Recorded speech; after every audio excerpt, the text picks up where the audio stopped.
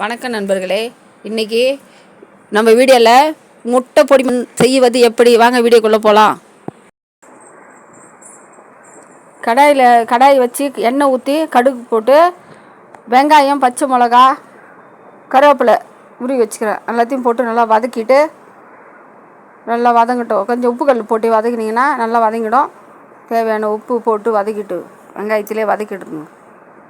வதக்கிட்டு இடித்து வச்சுக்கிற பூண்டை நசுக்கி அதில் போட்டோம்னா நல்லா வதங்கிச்சுன்னா நல்லா வாசனையாக இருக்கும். பூண்டு வாசனை, வெங்காயம்லாம் நல்லா வதங்கி அரிஞ்சு அது பூண்டு வதக்கணும்.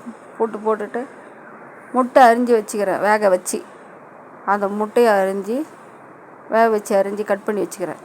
அதை எடுத்து தனியாக கட் பண்ணி வச்சுக்கணும். உள்ளக்கிற கருவை எடுத்துடணும்.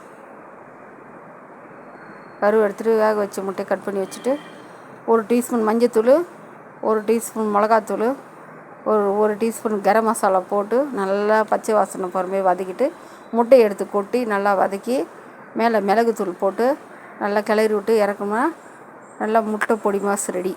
1 டீஸ்பூன் மஞ்சத்தூள், 1 டீஸ்பூன் மிளகாத்தூள் போட்டு நல்லா வதக்கணும்.